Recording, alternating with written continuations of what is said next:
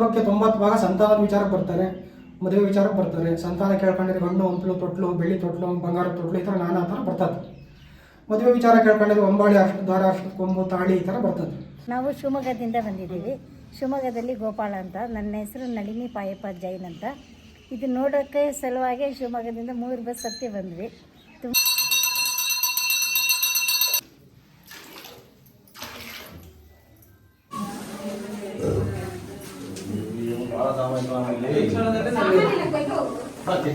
ಹೋದ ತಕ್ಷಣ ಪ್ರಸಾದ ಬಂದಿದೆ, ಅಭಿಷೇಕ ಬಾಳೆಹಣ್ಣು ಬಂದಿದೆ.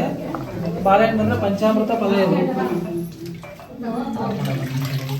ನಿಮ್ಮ ಮನಸ್ಸಲ್ಲಿ ಏನೇ ಸಂಕಲ್ಪ ಮಾಡಿ ಇಷ್ಟಾರ್ಥನೆ ನೆರವೇರಿಸ್ಕೊಡ್ತೀನಿ ಅಂತ ಬಂದಿದೆ. ಇಷ್ಟಾರ್ಥನೆ ನೆರವೇರಿದ್ರೆ ಇನ್ನೊಮ್ಮೆ ಬಂದ್ಬಿಟ್ಟು ಅವ್ರನ್ನೊಂದು ಪಂಚಾಮೃತ ಅಭಿಷೇಕ ಮಾಡಿಸ್ಕೊಂಡು ಅಂತ ಅರ್ಕೆ ಮಾಡ್ತೀರಿ. ಕೂತ ತಕ್ಷಣ ಪ್ರಸಾದ ನೆರವೇರಿಸಿಲ್ಲ, ಆದಷ್ಟು ಬೇಗನೆ ನೆರವೇರಿಸ್ಕೊಡ್ತೀನಿ. ಇದನ್ನ ಪ್ರಸಾದ ಸೇವೆ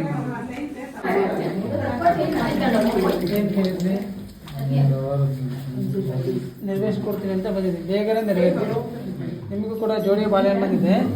ಜೋಡಿ ಬಾಳೆಹಣ್ಣು ಬಂದಿರೋದ್ರಿಂದ ಪಂಚಾಮೃತ ಏನೇ ಸಂಕಲ್ಪ ಮಾಡಿದ್ರು ನಿಮ್ಮ ಇಷ್ಟಾರ್ಥ ಎಲ್ಲ ನೆರವೇರಿಸ್ಕೊಡ್ತೀನಿ ಅಂತ ಬಂದಿದೆ. ಪೂರ್ಣ ಫಲ ಪ್ರಸಾದ ಬಂದಿರೋದ್ರಿಂದ ಆದಷ್ಟು ಬೇಗನೆ ನೆರವೇರಿಸಿ. ಅರ್ಕೆ ಮಾಡ್ಕೆ ಅಮ್ಮನರಿಗೆ ನಮ್ಮ ಇಷ್ಟಾರ್ಥ ಎಲ್ಲ ನೆರವೇರಿದ್ರೆ ಇನ್ನೊಮ್ಮೆ ಬಂದ್ಬಿಟ್ಟು ಅಮ್ಮನರಿಗೊಂದು ಗಂಗಾ ಪೂಜೆ ಮಾಡ್ಕೊಂಡು ಅಮ್ಮನರಿಗೆ ಬಟ್ಟೆಗೆ ಸೀರೆ ಕಾಲ ತಂದ್ಕೊಟ್ಟು ಹೋಗ್ಬೇಕಮ್ಮ ಅಂತ ಅರ್ಕೆ ಮಾಡ್ಕೆ ಅಮ್ಮನವ್ರು ಆದಷ್ಟು ಬೇಗನೆ ನೆರವೇರಿಸ್ಕೊಡ್ತೀನಿ. ಇದು ತ್ರೇತಾಯುಗದ್ದು ಕಥೆ. ಇದು ಶ್ರೀರಾಮ ವನವಾಸ ಬಂದಿರೋಂಥ ಸ್ಥಳದಲ್ಲಿ ಇದು ಒಂದು ಅಂತ ಹೇಳ್ತಾರೆ. ರಾಮ ವನವಾಸ ಬಂದಿರಲ್ಲ, ಸೀತಾಮಾತೆ ನೋಡ್ಕೊಂಡು ಆ ಟೈಮಲ್ಲಿ ನಡೆದಿರೋ ಕತೆ. ರಾಮ ಇಲ್ಲಿ ವನವಾಸ ಬಂದು ಸ್ವಾಮಿ ಶಿವನ ಪೂಜೆ ಮಾಡಬೇಕು ನಿತ್ಯ. ಇಲ್ಲಿ ಅದೇ ಗುಡಿ ಗೋಪುರ ಇರಲ್ಲ. ಆ ಟೈಮಲ್ಲಿ ಹೊರಗಡೆ ಧಾರಣೆ ಮಾಡಿರೋ ಇಷ್ಟಲಿಂಗ ತಗೊಂಡು ಪ್ರತಿಷ್ಠಾಪಿಸಿದ ನಂತರ ನೀರು ಬೇಕಾಯಿತು ಪೂಜೆಗೆ. ಎಲ್ಲೂ ನೀರು ಸಿಗಲಿಲ್ಲ. ಆ ಟೈಮಲ್ಲಿ ಹಿಂಗಡೆ ಹೋಗ್ಬಿಟ್ಟು ಆ ಸ್ಥಳಕ್ಕೆ ಹೋಗಿ ರಾಮರು ಬಾಣ ಹೊಡೆದು ಆ ಬಾಣ ಕಾಶಿಗೆ ಮುಟ್ಟಿ ಕಾಶಿಯಿಂದ ಗಂಗಾ ಜಲ ಉದ್ಭವ ಆಯಿತು ಅಂತ ಹೇಳ್ತಾರೆ. ಆ ಜಲ ತಂದು ಸ್ವಾಮಿ ಪೂಜಾ ಕಾರ್ಯವನ್ನು ಆರಾಮ ಮುಗಿಸ್ಕೊಂಡು ಮುಂದಕ್ಕೆ ಹೊರಟರು ವನವಾಸ. ಮುಂದಕ್ಕೆ ಹೋದ ನಂತರ ಸ್ವಾಮಿ ಪೂಜೆ ನಿಂತೋಯ್ತು.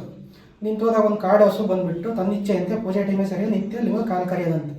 ಅದನ್ನು ಕಾಡು ಜನಗಳು ನೋಡಿದರೆ ಅವ್ರಿಗೆ ದೇವರು ಅನ್ನೋದು ಗೊತ್ತಾಗಿಲ್ಲ. ಆ ಟೈಮಲ್ಲಿ ಇಲ್ಲೇ ವಾಲ್ಮೀಕಿ ಮಹರ್ಷಿ ತಪಸ್ ಮಾಡ್ತಿದ್ರು ಅಂತ ಹೇಳ್ತಾರೆ. ಅವ್ರಿಗೆ ಬಂದು ನೋಡಿ ಕಾಡು ಜನಗಳು ಬಿಡಿಸಿ ಹೇಳಿದ್ದಾರೆ. ಸಾಕ್ಷಾತ್ ರಾಮರು ವನವಾಸ ಮಾಡಿ ಸ್ವಾಮಿ ಪ್ರತಿಷ್ಠಾಪಿಸಿ ಪೂಜೆ ಸಲ್ಲಿಸಿದ್ದಾರೆ. ಮುಂದೊಂದು ದಿನ ಪುಣ್ಯಕ್ಷೇತ್ರ ಮಾರ್ಪಾಡಾಗುತ್ತೆ, ನೀವು ಇದು ಪೂಜೆ ಮಾಡಿ ನಿಮಗೆ ಒಳ್ಳೆಯದಾಗುತ್ತೆ ಅಂತ ಕಾಡು ಜನಗಳಿಗೆ ರಾಮರು ಬಿಡಿಸಿ ಹೇಳಿರಂತೆ ವಾಲ್ಮೀಕಿ ಮಹರ್ಷಿ. ಅವಾಗ ಸ್ವಾಮಿಗೊಂದು ಗುಡಿ ಕಟ್ಟಿ ಪೂಜೆ ಮಾಡೋಕೆ ಹೋಗ್ರೆ ನೇಮಕ ಮಾಡಿ ಸ್ವಾಮಿಗೊಂದು ಹೆಸರು ಕೊಡಬೇಕಿತ್ತಲ್ವಾ. ಈಶ್ವರದಿಂದ ಈಶ್ವರನ ಹೆಸರು ಇಟ್ಬಿಟ್ಟು ರಾಮರ ಕೈಯಿಂದ ಪೂಜೆ ಮಾಡಿದ ರಾಮನ ಹೆಸರು ಇಟ್ಬಿಟ್ಟು ಹಸು ಹಾಲು ಕರೆದನ್ನ ಹಾಲು ಅಂತ ಸೇರಿಸಿ 3 ಸೇರಿಸಿ ಹೆಸರಿಟ್ಟರು. ಹಾಲು ರಾಮ ಈಶ್ವರ, ಹಾಲು ರಾಮೇಶ್ವರ ಅಂತ ಕರೆದರು ಸ್ವಾಮಿನ. ಅದು ಹಿಂಗಡೆ ಸ್ಥಳ ಮುಂಚೆ ಕೊಳ ಇರಲಿಲ್ಲ. ಭೂಮಿ ಮೇಲಿಂದ ಬಾಡದ ಮುಖಾಂತರ ನೀರು ಚಿಮ್ಮದಂತ. ಅದಕ್ಕೊಂದು ಕೊಳದ ರೂಪ ಕೊಟ್ಟು ಮೇಲೆ ಗಂಗಾ ತಾಯಿ ಪ್ರತಿಷ್ಠಾಪಿಸಿ ಮೊದಲನೇ ಪೂಜೆ ವಾಲ್ಮೀಕಿ ಮಹರ್ಷಿನೇ ಮಾಡಿದ್ರು. ಆ ಮಾಡೋ ಟೈಮಲ್ಲಿ ನೀರೊಳಗಿಂದ ಪ್ರಸಾದಗಳು ಹೇಳ್ಕೊಂಬಂದು ಆ ಪ್ರಸಾದನ ವರ ಅಂತ ಕರೆದು ಬರೋ ಭಕ್ತಾದಿಗಳೇನೇ ಕಷ್ಟ ಹೇಳ್ಕೊಂಬಂದ್ರುವ ಅದು ಒಳ್ಳೆ ರೀತಿ ಪರಿಹಾರ ಮಾಡಿಕೊಡ್ತೀನಿ ಅಂತ ಗಂಗಾ ತಾಯಿ ರಾಮರಿಗೆ ಮಾತು ಕೊಟ್ಟಿದ್ದಾರೆ. ಆ ಪ್ರಕಾರ ಪ್ರಸಾದ ವರ ಅಂತ ಕರೀತಾರೆ, ವರ ಕೊಡುವಂಗೆ ಅಂತ ಪ್ರಸಿದ್ಧಿ. ಮೂಲ ಕಾರಣ ರಾಮ, ಶ್ರೀರಾಮ. ಈ ಸ್ವಾಮಿ ಅನುಗ್ರಹದಿಂದ ಲಪ್ನೆ ಆಗುತ್ತೆ ಅನ್ನೋ ನಂಬಿಕೆ. ಅವ್ರು ಏನು ಭಕ್ತಾದಿಗಳು ಏನು ಇಷ್ಟಾರ್ಥಗಳು ಕೇಳ್ಕೊಂತಾರೆ, ಅದು ಒಳ್ಳೆಯದಾಗುತ್ತೆ ಅನ್ನಂಗಿದ್ರೆ ಶುಭ ಫಲ ಬರ್ತದೆ. ಒಳ್ಳೆ ಹಣ್ಣು ಹಂಪಲು, ಒಡವೆ ವಸ್ತ್ರ, ನಾಣ್ಯ, ವಿಗ್ರಹ, ಈ ಥರ ನಾನಾ ಥರ ಶುಭ ವಸ್ತುಗಳು ಬರ್ತದೆ. ಅದೇ ವಿಚಾರ ಆಗಲ್ಲ ಅನ್ನಂಗಿದ್ರೆ ಅಶುಭ ಸಂಕೇತ ಬರ್ತದೆ. ಒಡೆದೋಗಿರೋ ಬಳೆ, ಖಾಲಿ ಚಿಪ್ಪು, ಮಣ್ಣು, ಕಲ್ಲು, ಇದ್ಲು, ಈತ ನಾನಾ ಥರ ಇತ್ಯಾದಿ ವಸ್ತುಗಳು ಬರ್ತದೆ. ಆ ವಿಚಾರ ಸ್ವಲ್ಪ ವಿಳಂಬ ಆಗುತ್ತೆ, ನಿಧಾನ ಆಗುತ್ತೆ ಅನ್ನಂಗಿದ್ರೆ ಅಪೂರ್ಣವಾದ ವಸ್ತುಗಳು ಬರ್ತದೆ. ಅದು ವಿಶೇಷ. ಒಂದೊಂದು ವಿಚಾರಕ್ಕೆ ಒಂದೊಂದರ ಅಪ್ನೆ ಆಗುತ್ತೆ. 100ಕ್ಕೆ 90 ಭಾಗ ಸಂತಾನದ ವಿಚಾರಕ್ಕೆ ಬರ್ತಾರೆ, ಮದುವೆ ವಿಚಾರಕ್ಕೆ ಬರ್ತಾರೆ. ಸಂತಾನ ಕೇಳ್ಕೊಂಡಿದ್ರೆ ಹಣ್ಣು ಹಂಪಲು ತೊಟ್ಲು, ಬೆಳ್ಳಿ ತೊಟ್ಲು, ಬಂಗಾರ ತೊಟ್ಲು, ಈ ಥರ ನಾನಾ ಥರ ಬರ್ತದೆ. ಮದುವೆ ವಿಚಾರ ಕೇಳ್ಕೊಂಡಿದ್ರೆ ಒಂಬಾಳಿ ಅಷ್ಟು ದಾರ, ಅಷ್ಟು ಕೊಂಬು, ತಾಳಿ, ಈ ಥರ ಬರ್ತದೆ.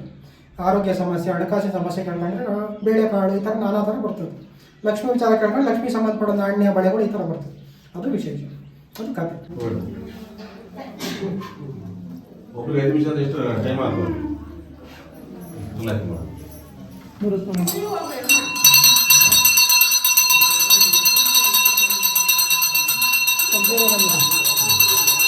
ಖರ್ಜೂರ ಬಂದು ಶುಭ ಸೂಚನೆ ಅಂತ ಅಂದರೆ ಲಕ್ಷ್ಮಿ ಸಂಬಂಧವಾದ ವಿಚಾರ ಏನಾದ್ರು ಕೇಳಿದ್ರೆ ನೆರವೇರಿಸ್ಕೊಡ್ತೀನಿ ಅಂತ ಬಂದಿದೆ. ಲಕ್ಷ್ಮಿ ವಿಚಾರ, ವ್ಯವಹಾರ, ಶುಭ ಕಾರ್ಯ, ಕೆಲಸ, ಆರೋಗ್ಯ, ಈ ವಿಚಾರ ಕೇಳಿದ್ರಿ ನೆರವೇರಿಸಿ ಬೇಗನೆ ನೆರವೇರಿಸಿ. ಅರ್ಕೆ ಮಾಡ್ಕೊಳ್ಳಿ ಅಮ್ಮನಿಗೆ ನಿಮ್ಮ ಇಷ್ಟಾರ್ಥ ಎಲ್ಲ ನೆರವೇರಿಸಿ ಬಂದ್ಬಿಟ್ಟು ಅಮ್ಮನಿಗೆ 1 kg ಖರ್ಜೂರ ತಂದಿಟ್ಟು ಅರ್ಕೆ ಮಾಡ್ತೀರಿ. ನಿಮ್ಮ ಮನಸ್ಸಲ್ಲಿ ಏನೇ ಸಂಕಲ್ಪ ಮಾಡಿದ್ರು ನಿಮ್ಮ ಇಷ್ಟಾರ್ಥ ಎಲ್ಲ ನೆರವೇರಿಸಿ. ಜೋಡಿ ಬಾಳೆಹಣ್ಣು ಬಂದಿರೋದ್ರಿಂದ ಆದಷ್ಟು ಬೇಗನೆ ನೆರವೇರಿಸ್ಕೊಡ್ತೀವಿ ಅಂತ ಬಂದಿದೆ. ಇದನ್ನು ಕೂಡ ಎರಡು ಸ್ವಲ್ಪ ಪ್ರಸಾದ ತಗೊಂಡು ಬಾಕಿ ದರ್ಶನ ಇಟ್ಬಿಟ್ಟು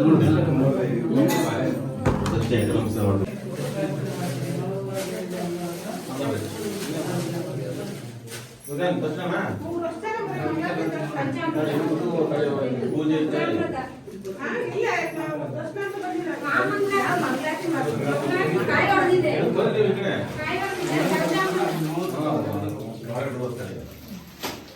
ನಾವು